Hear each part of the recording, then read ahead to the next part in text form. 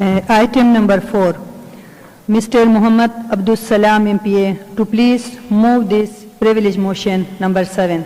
میرے حلقے کے چند غریب محنت کش لوگوں نے مجھ سے ملاقات کی اور انہوں نے بتایا کہ ڈپٹی کمشنر مردان بہزاد عادل کے حکم پر ہمیں ہراساں کیا جا رہا ہے اور ہمارے منہ سے نوالہ چھین کے ہمیں ذاتی کاروبار سے بے دخل کیا جا رہا ہے۔ اس بابت جناب ڈپٹی کمشنر صاحب سے میں نے بنفس نفیس ملاقات کی اور غریب محنت کش مزدوروں کی مشکلات سے ڈپٹی کمشنر صاحب کو آگاہ کیا اور ان کے جائز مطالبات کے حل کرنے کی استدعا کی اور انہیں کہا کہ اگر حکومت انہیں روزگار مہیا نہیں کر سکتی تو کم از کم ان غریب لوگوں سے اپنا ذاتی کاروبار نہ چھینیں۔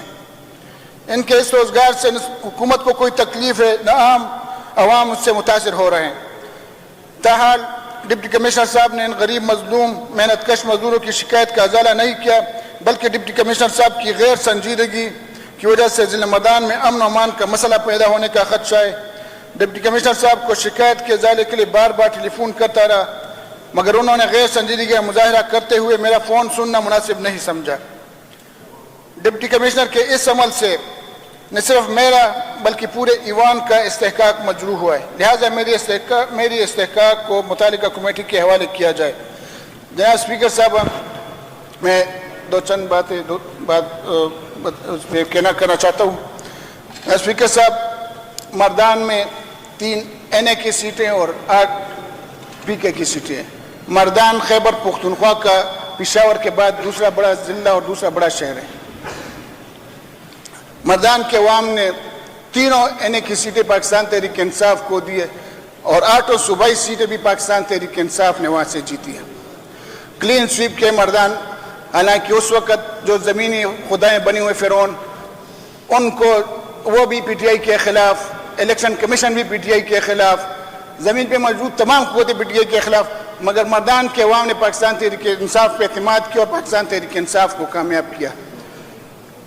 میں یہاں پر یہ بات بتاتا چلوں کہ یہ جو ڈپٹی کمشنر مردان آئے ہوئے ایک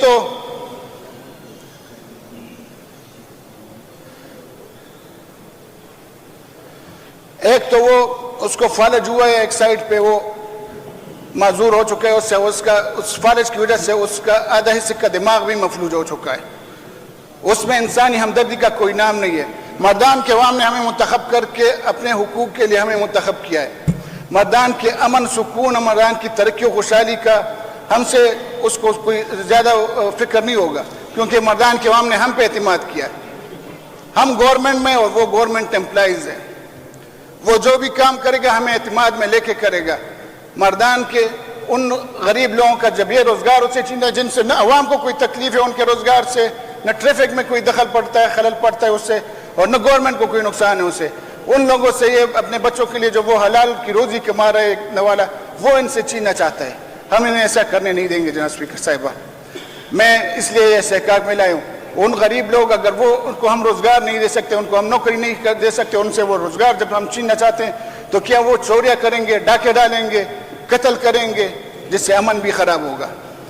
تو ایسا ہم نہیں کرنے۔ مردان کی امن و خوشحالی کے لیے ہم ہر قدم اٹھائیں گے اور جنہوں نے بھی اس بہزاد عادل کو مردان میں تعینات کیا ہے میری ان سے بھی ریکویسٹ ہے کہ وہ تو AAC نہیں، وہ تو جونیئر کلرک کے اہل بھی نہیں ہے وہ بندہ، اور آپ لوگوں نے مردان جیسے بڑے ضلع پہ اس کو DC بنا کے بھیجا ہے۔